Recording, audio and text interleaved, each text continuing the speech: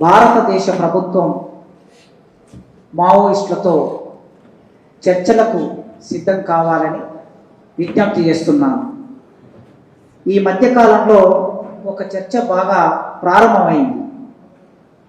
సమాజంలో ఎప్పుడూ లేనంతగా ప్రగతి నిరోధక ఆలోచనలు, భావాలు, చర్చలు విపరీతంగా పెరిగిపోతూ ఉన్నాయి. ఇది అతిపెద్ద ప్రమాదం. మావోయిస్టులతో చర్చలు చేస్తారా, చేయరా, యుద్ధం జరుగుతుందా, ఇదొక అంశం. తెలుసుకుంటారు వాళ్ళు వీళ్ళు ఏంటనేది. ఒక కాలంలో ఏమైనా జరగవచ్చు. ఎందుకంటే భారతదేశానికి చాలా రిచ్ అనుభవాలు ఉన్నాయి. తెలంగాణ రైతాంగ సాయుధ పోరాటాన్ని కమ్యూనిస్టు పార్టీ ప్రారంభించింది, పోరాటాన్ని విరమణ చేసింది. నక్సల్బరీ పోరాటం మొదలైంది. ఆ పోరాటం ఎక్కడైతే మొదలైందో అక్కడ అణచివేతకు గురైంది. శ్రీకాకుళం విస్తరించింది. శ్రీకాకుళంలో ఒక ఉజ్వలమైన పోరాటం నడిపింది. అక్కడ అణచివేతకు గురైంది. తెలంగాణకు వచ్చింది. తెలంగాణలో అణచివేతకు గురైంది. మధ్య భారతానికి పోయింది. ఇవాళ మధ్య భారతంలో ఉద్యమం నడుస్తూ ఉంది. కనుక ఉద్యమం ఎక్కడ మొదలై ఎక్కడికైనా విస్తరించవచ్చు. రేపు అక్కడ ఒకవేళ ఉద్యమం అణచివేతకు గురైతే ఇంత సువిశాలమైన భారతదేశంలో ఇన్ని కోట్ల మంది ప్రజలు ఉన్న చోట, ఇన్ని సమస్యలు ఉన్న చోట ఖచ్చితంగా ఉద్యమం సజీవంగా ఎప్పటికీ ఉంటుంది. అది చలనశీల సూత్రాలు తెలిసిన ఎవరైనా, మినిమం ఫిజిక్స్ తెలిసిన ఎవరైనా తెలుసుకునేది, అర్థమయ్యేది. నేను దాని గురించి పెద్ద ఆందోళన చెందట్లేదు. నేను చెందుతున్న ఆందోళన ఏమిటంటే మన సమాజంలో విపరీతమైన ధోరణులు విస్తృతంగా పెరిగిపోయాయి. దీని మీద ఆందోళన చెందాలని ఒక 5-6 సంవత్సరాల కిందట అనుకుంటా కె. శ్రీనివాస్ గారు తన కాలంలో సందర్భంలో రాశాడు. రెండోసారి కేంద్రంలో అధికారంలోకి ఎవరు వస్తారు, ఎవరు ఓడిపోతారు, ఒకవేళ అధికారంలోకి తిరిగి మళ్ళీ వాళ్ళే వస్తే ఈ దేశం ఎట్లా ఉండబోతుందని చర్చ జరుగుతున్నప్పుడు రాశాడు. 2018 ఎన్నికల ముందు తర్వాత అనుకుంటా. ఏం రాశాడంటే, గెలుపోటముల గురించి నేను ఆలోచించటం లేదు, దేశంలో అధికారంలోకి ఎవరు వస్తారు, ఎవరు దిగుతారు అనే దాని గురించి కూడా నేను ఆలోచించడం లేదు. ఎందుకంటే ఇవి ఎన్నికల రాజకీయాలు వస్తుంటాయి, పోతుంటాయి. కానీ నా ఆందోళన అల్లా ఏమిటి అంటే, విస్తృతంగా యువతరంలోకి ఒక తిరోగామి భావజాలం ప్రవేశించింది. ఆ తిరోగామి భావజాలం ప్రవేశించిన యువతరం సంఖ్య 60% దేశంలో, అంటే 75 కోట్లు దేశ జనాభాలో. ఈ 75 కోట్ల మంది యువతరం అంటే 16 సంవత్సరాల నుంచి 35 సంవత్సరాల లోపు వయసున్న వాళ్ళు. 16 సంవత్సరాల లోపు వయసున్న ఒక మనిషి మెదడులోకి ఆ తిరోగామి భావజాలం ప్రవేశిస్తే, అభివృద్ధి నిరోధక భావజాలం ప్రవేశిస్తే, ఆ మనిషి ఒక 75 సంవత్సరాలు జీవించి ఉంటే, 15 ఏళ్ళ అబ్బాయి, 16 ఏళ్ళ అబ్బాయి 100 సంవత్సరాల జీవితం అనుకుంటే 75 ఏళ్ళు జీవించి ఉంటే, 20 ఏళ్ళ ఒక యువకుడు, యువతి 80 ఏళ్ళు జీవించి ఉంటే, 80 ఏళ్ల కాలం, 75 ఏళ్ల కాలం ఈ దేశంలో తిరోగామి భావజాలం ఆధిపత్యం చెలాయిస్తుంది. ఇది నా ఆందోళన అని రాశాడు. ఇప్పుడు నా ఆందోళన కూడా ఏంటంటే, చర్చల గురించిన ఆందోళన కన్నా చర్చలు అనే మాట మాట్లాడటం మొదలు పెడితే దీనికి వ్యతిరేకమైన దాడులు మొదలయ్యాయి. చర్చల గురించి మాట్లాడే వ్యక్తుల మీద, రాసే వ్యక్తుల మీద, ఆలోచించే వ్యక్తుల మీద మీరు నిషేధిత పార్టీకి సంబంధించిన వాళ్ళకి సపోర్ట్ చేస్తారా, నిషేధిత పార్టీతో సంబంధం ఉన్న వాళ్ళకి సపోర్ట్ చేస్తారా, అలాంటి వాళ్ళతో చర్చ చేయమని అంటారా, అసలు మీరు దేశద్రోహులు, మీ మీద దేశద్రోహం కేసు పెట్టాలి అని ఇట్లా మొదలైంది. ఇది అతి ప్రమాదకరం. రేపు స్త్రీల గురించి మాట్లాడితే కూడా, స్త్రీల గురించి మాట్లాడతారా, మీరు స్త్రీల గురించి మాట్లాడుతున్నారంటే ఈ దేశద్రోహులే. కుల నిర్మూలన గురించి మాట్లాడుతున్నారా, కుల నిర్మూలన గురించి మాట్లాడుతున్నారంటే దేశాన్ని కులాలుగా చీల్చడం కోసం మాట్లాడుతున్నారు కనుక మీరు దేశద్రోహులే. లేదా మత మైనార్టీల గురించి మాట్లాడుతున్నారు, కొందరు కూర్చుంటే మనం మాట్లాడుకుని ఈజీగా ఉంటుంది, డిస్టర్బ్ కాకుండా. మత మైనార్టీల గురించి, క్రైస్తవుల గురించి, ముస్లింల గురించి, బౌద్ధుల గురించి మాట్లాడుతున్నారా, మాట్లాడితే మీరు దేశద్రోహులే. ప్రైవేటు విద్యారంగం గురించి మాట్లాడుతున్నారా, మీరు దేశద్రోహులే. కార్మికుల గురించి మాట్లాడుతున్నారా, హక్కుల గురించి మాట్లాడుతున్నారా, మీరు దేశద్రోహులే అనే వైపుగా ఈ సమాజం మారుతుంది. దీని గురించి నా ఆందోళన. ఓకే, ఇప్పుడు సోషల్ మీడియాలో మీరు చాలా వీడియోలు చూస్తూ ఉంటే కొద్దిమంది ప్రొఫెసర్లను టార్గెట్ చేసి వాళ్ళ పేర్లు పెట్టి వీళ్ళు అర్బన్ నక్సలైట్లు లేదా ఈ మేధావులు అర్బన్ నక్సలైట్లు అనే ఒక వాదన మొదలైంది. 2004లో ఇక్కడ చర్చలు మొదలైనప్పుడు ఇలాంటి వాతావరణం లేదు.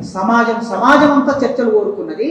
ఈవెన్ బీజేపీలో ఆర్ఎస్ఎస్లో ఉన్నటువంటి కొందరు కూడా చర్చలు జరగాలని కోరుకొని తమ అభిప్రాయాన్ని వ్యక్తం చేశారు. సార్ ఇక్కడ ఉన్నారు, ఆయనకు తెలుసు. ఆ క్రమంలో పనిచేసిన వాళ్ళందరికీ తెలుసు. 2004కి 2025కి 20 ఏళ్ల కాలంలో ఎంత మార్పు జరిగిందో చూడండి. చర్చలు జరగకూడదు అనే సభలు పెట్టి, చర్చలు జరగకూడదని మేధావులు వచ్చి మాట్లాడి, చర్చలు జరగకూడదని విద్యార్థులు మాట్లాడి, విద్యార్థి సంఘాలు మాట్లాడి ఒక స్థితి దాపురించింది.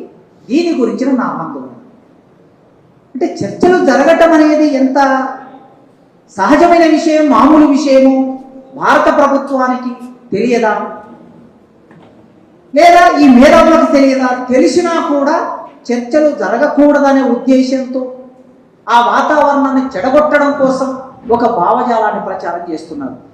మిత్రులారా, ఒక పేపరు చూడండి. ఇది పార్లమెంటులో ఒక సభ్యుడు, గౌరవనీయులైన ఒక సభ్యుడు అడిగిన ప్రశ్నకి పార్లమెంటులో ఒక మినిస్టర్, హోమ్ మినిస్టర్ ఇచ్చిన సమాధానం. ప్రశ్న ఏమడిగారంటే, మీరెవరైనా సరే భారతదేశంలో ఉన్న భిన్నమైన మిలిటెంట్ గ్రూపులతో చర్చలు చేయడానికి ఏదైనా ప్రాసెస్ మొదలు పెట్టారా? మీ వైపున జరుగుతున్న ప్రాసెస్కు సంబంధించిన సమాచారాన్ని ఈ సభలో తెలియజేయండి అని ప్రశ్న. ఈ ప్రశ్నకు సమాధానంగా గవర్నమెంట్ ఆఫ్ ఇండియా ఇచ్చినటువంటి సమాధానం, government has always shown willingness to enter into dialogue with any group. భారత ప్రభుత్వం ఇచ్చిన సమాధానం పార్లమెంటు సాక్షిగా. ఏ గ్రూపుతోనైనా చర్చలు చేయడానికి మేము సిద్ధంగా ఉన్నాం, చర్చల ప్రాసెస్లోకి ఎంటర్ కావడానికి మేము సిద్ధంగా ఉన్నాం అని ఇక్కడ చాలా పేర్లు అన్ని ఇచ్చారు.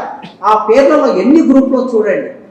National socialist council of Nagaland, national socialist council of government of India, NDFB, DHB, Assam people liberation army, revolutionary people's front of RPF, united nation liberation front UNLF, people's revolutionary party of, ఇట్లాంటి ఎన్నో గ్రూపులతో మేము చర్చలు చేయడానికి సిద్ధంగా ఉన్నామని పార్లమెంట్లో ఇచ్చారు ఈ సమాధానం.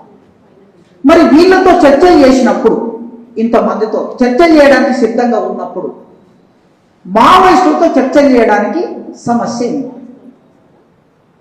వచ్చిన అడ్డంకి ఏమిటి అనుకుంటే, ఈ గ్రూపులన్నీ ఒక రాష్ట్రానికి పరిమితమైన గ్రూపు, ఒక ప్రాంతానికి పరిమితమైన గ్రూపు, భాష కోసమో స్వయం ప్రతిపత్తి కోసమో హక్కుల కోసమో ప్రారంభమైనటువంటి గ్రూప్. ఈ గ్రూపులతో చర్చలు చేయడానికి వాళ్ళకు ఎలాంటి అభ్యంతరాలు లేవు. వాళ్ళతో దగ్గర ఉన్న ఆయుధాలు తీసుకోవచ్చు, వాళ్ళతో చర్చలు చేయొచ్చు, వాళ్ళని సరెండర్ చేసుకోవచ్చు, వాళ్ళకి సరెండర్ అయిన తర్వాత ఉపాధి కల్పించవచ్చు. ఈ అన్నిటికీ ఏ సమస్య లేదు. కానీ సమస్యల్లా ఎవరితో చర్చలు చేయడానికంటే మావోయిస్టులతో చర్చలు చేయడానికి వీళ్ళకి సమస్య ఉంది. మావోయిస్టులు కూడా భారతదేశ వాసులే కదా, మావోయిస్టులు కూడా ఈ దేశంలోనే పుట్టారు కదా, భరతమాత ముద్దు బిడ్డలే కదా, భరతమాత పుత్రికలు పుత్రులే కదా. మరి వీళ్ళతో ఎందుకు చేయటం లేదంటే, వీళ్ళు అడుగుతున్న అంశం ఒక ప్రాంతమో ఒక భాషనో కొన్ని హక్కులు కాదు, మొత్తం భారతదేశం గురించి అడుగుతున్నారు. భారతదేశ ప్రజల ఎజెండా గురించి అడుగుతున్నారు. ఆ ఎజెండా ఏమిటి? పేదరికం పోవాలి, సంపద సమానంగా పంపిణీ జరగాలి, దేశంలో ఉన్న సంపద, ఖనిజ సంపద ఈ దేశ సంపద. నిజంగా దేశభక్తులు ఎవరు ఈ దేశంలో? చెరబండ రాజు గారు రాశారు, ఓ నా ప్రియమైన మాతృదేశమా, తల్లివి తండ్రివి దైవానివి నీవేనమ్మా. ఓ నా ప్రియమైన భారతదేశమా. మా విప్లవ రచయితల సంఘం వ్యవస్థాపక సభ్యుడు, ఒకప్పుడు కార్యదర్శి, అమరుడు చెరబండ రాజు ఓ నా ప్రియమైన భారతదేశమా, తల్లివి తండ్రివి దైవానివి నీవేనమ్మా. కానీ నీలోకి పందికొక్కులు దొరబడ్డాయి. జస్టిస్ చంద్రకుమార్ సార్ వేదిక మీదకి రావాల్సిందిగా కోరుతున్నాను. సార్,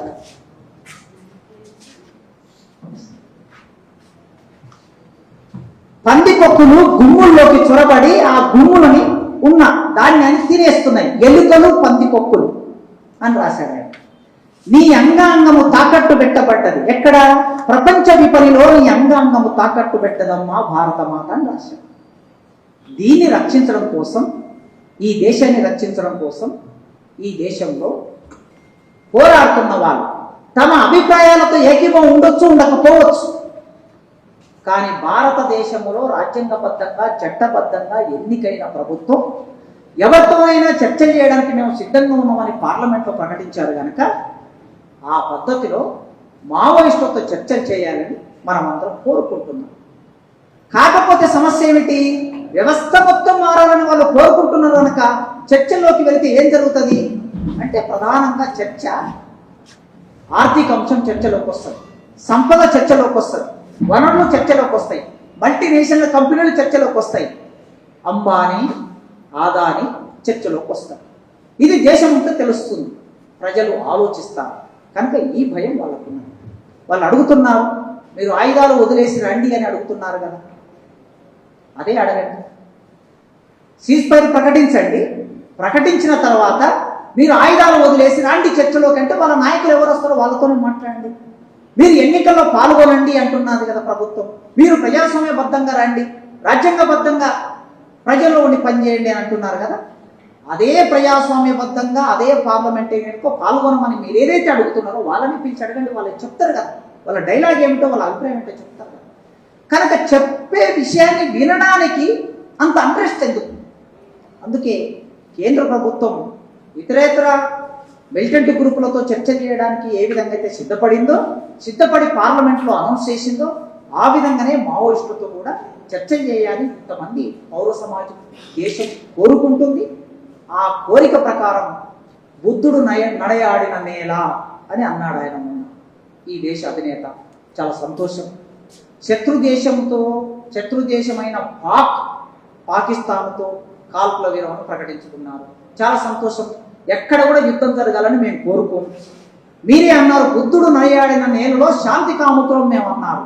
మీరు చాలా శాంతి కాముకులు కనుక అదే బుద్ధుడు నడయాడిన నేలలో, అహింస పరిడవిల్లిన నేలలో మీరు చర్చలు ప్రారంభం చేసి ఆదివాసుల ప్రాణాలని మావోయిస్టుల ప్రాణాలని కాపాడాలని, శాంతి నెలకొల్పని ఈ సందర్భంగా కోరుకుంటూ నాకు అవకాశం ఇచ్చిన మిత్రులకు ధన్యవాదాలు.